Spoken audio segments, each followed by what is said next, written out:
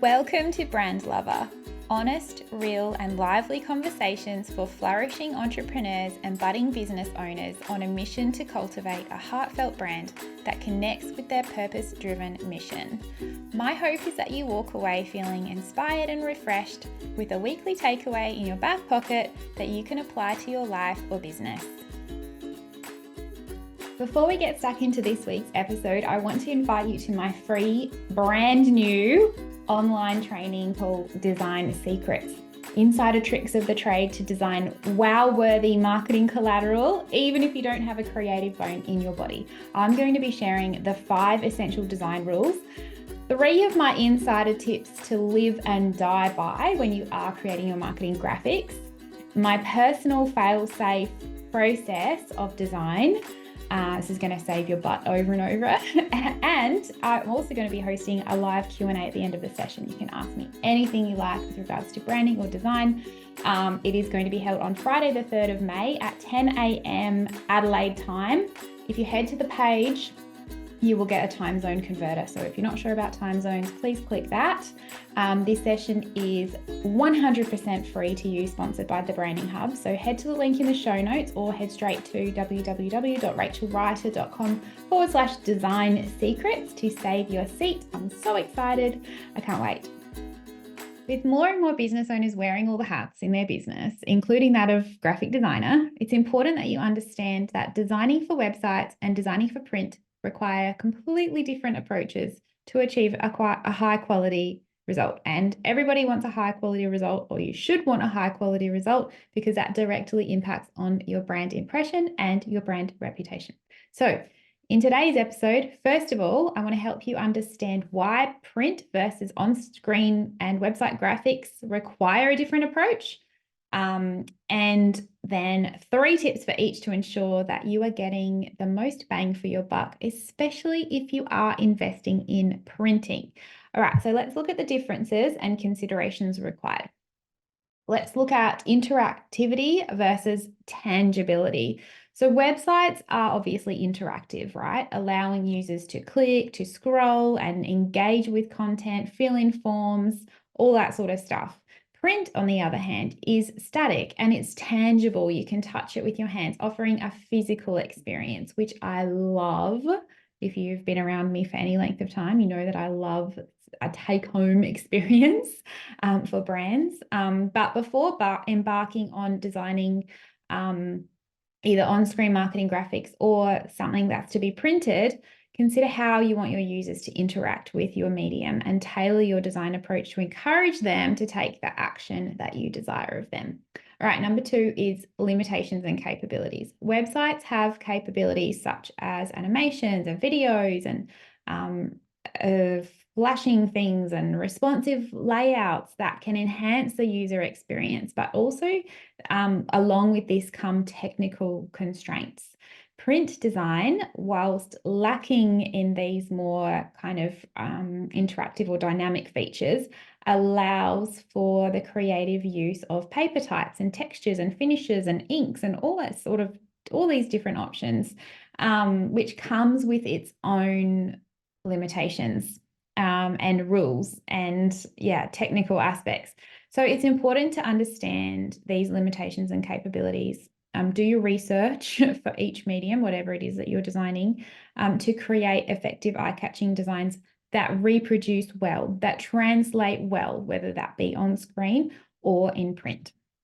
Okay, context is such a big one. The audience and context for web and print design often differ immensely. Web design targets online audiences either seeking information or interaction, while print design can target readers or users in more relaxed settings, more passive settings, such as flipping through a magazine or, grabbing a brochure from their local massage place. So think about the context of what your user or your reader is actually doing when they come across whatever it is that you're designing. Think of their mood and their mindset and physical context in order to best grab their attention and draw them in, draw them away from it, whatever it is that's distracting them, so that they can focus on what you want them to be doing. All right, communication.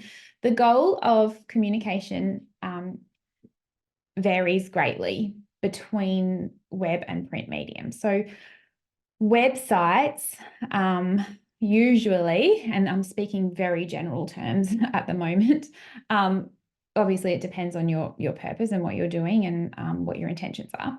But websites usually focus on immediate engagement, conversion, or providing information, while print materials aim to create that lasting impression or convey a specific message and a feeling, or, you know, something that is a long-term thing, like a brochure that they can keep and stick to the fridge. So what's the purpose of your design? What is the message that you want your user to receive? What is the goal for that particular item? And finally, number 5 is technical considerations. So designing for web and for print involves different technical considerations completely, often completely lost on the average business owner who happens to decide that they're wearing the graphic design hat on any given day. There are huge technical hoops to jump through when designing for the web, including coding and responsive design and accessibility standards, and a few other things that I'm going to share with you in a minute. But you might also be surprised to learn that professional graphic designers who specialize in print also need to be well versed in print production techniques, color management, file formats, so many different things. So just be aware of that. And if there's something that you feel a little out of depth with or you don't know, please make sure that you do your research. Okay, so now, as promised, I'm going to share 3 practical tips that you can apply to your designs for both online and print-based. So let's start with online design. Prioritize readability, okay? So opt for clear and legible fonts that, you know, contrast well between the text and the background colors, and avoid cluttered layouts to ensure ease of reading on screens of various sizes. So most importantly, before using custom fonts on your website, make sure you have the correct license. I have heard of people receiving warnings and nasty emails from font foundries if they have installed fonts onto their website with a desktop-only license. So don't think that won't happen to you. So fonts and readability, massive. If you have ever come across a website that has got a black background and like bright yellow fonts that are way too small, there's no way that you're going to be sticking around trying to read that. It has to flow well. It has to look nice and invite your eyes to come and engage with the text. There are so many different nuances and rules around this. And if you are registered for my free design masterclass, Design Secrets, you will learn a little bit more about that there. Just a little bit of a leak, a little dropping hint. I don't know. Anyway, let's move on. Number 2 for online is embrace responsive design. Okay, we have to design with flexibility in mind to accommodate different screen sizes and orientations, given that most people these days are viewing your website and landing pages and sales pages on their phones. So make sure that your layouts are fluid, that you're using scalable graphics and easy to access inquiry forms and that sort of thing, so that things aren't sort of extending off the screen or scrolling off, or even sometimes, you know, you see forms overlapping images and it's all just very confusing. So make sure that you test on different screens and different apps and different phone sizes, like Android versus Apple. That's all part of your job as the designer, is to check how they're translating on different screen sizes, to make sure that even though you can't ever get it 100% perfect on every screen every time, you want it to be as seamless as possible across all of your devices. All right, so number 3 is to optimize for interactivity and engagement. So we want to be incorporating an intuitive user experience. So this includes navigation and buttons and user-friendly interfaces like setup.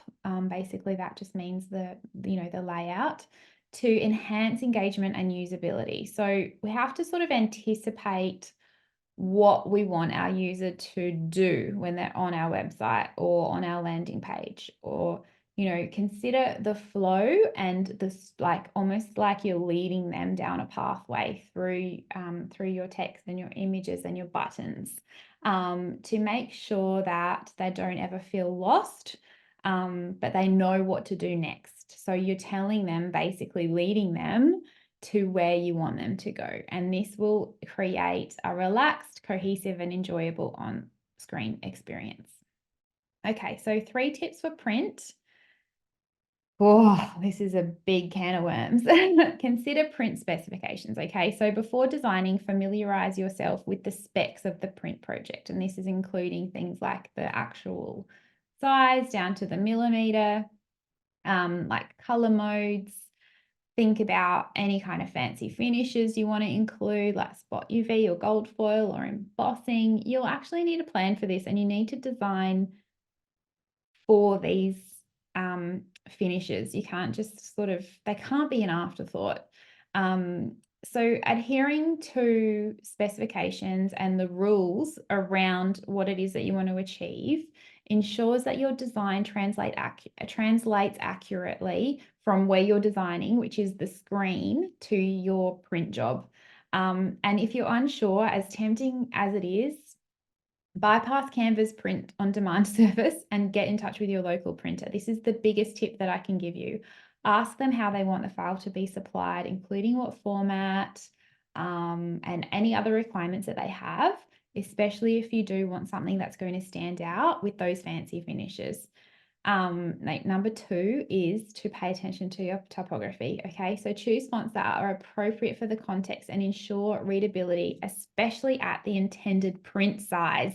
Can't tell you how many business cards I have seen with the tiniest, teeniest little font, or like massive. So you need to make sure that your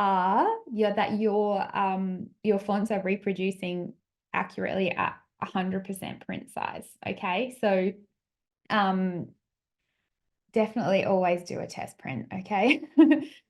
So number 3 is to ensure your images are 300 DPI resolution. You cannot rip off a web optimized image from yours or someone else's website and expect it to reproduce clearly in print, not to mention all of the other layers of copyright infringement that comes along with that, which is not, that's a whole nother thing. But most likely, if you do download an image from a website to use as print, it will be fuzzy, it'll be pixelated, and quite honestly, this reflects poorly on your brand reputation. It looks cheap and nasty. So always make sure you're using high resolution photographs in all of your print designs. Okay, so mastering the mastery of these technical aspects, and this is only just skimming the surface, is essential for successful execution. So please do beware and be conscious if you are DIYing. Sometimes it's just not worth it. So if you feel out of your depth, please do get in touch with a professional. Otherwise, you might just end up paying twice. So if any of this piques your interest and you are interested in learning the art of design and the science of design, and yeah, so sorry if you can hear my dog barking. Oh my gosh, she's been running around the backyard chasing flies all day. Don't forget to save your seat for my Design Secrets Masterclass. So I'm going to be sharing the 5 essential design rules and 3 of my insider tips to live and die by that are going to help you elevate your designs from meh to yeah. So register now before you carry on with your day. I can't wait to share my insider tricks with you. We are heading into the masterclass on Friday, the 3rd of May, I think. Let me double check that while I'm right here on my phone. 3rd of May. Yeah, Friday, the 3rd of May, 10 a.m. Adelaide time. Tap the link in the show notes to register, and I'll see you there. If you found this episode inspiring or helpful, I invite you to share the link with another woman in business or someone who needs to hear this message. Every woman we can support to grow a meaningful, profitable brand is another woman who is free to live a purposeful life for herself and be more present for her family. None of us are alone in the challenges we face in business, but the solution can start with a gift from someone else, and it could be a podcast episode just like this one. Thank you for listening.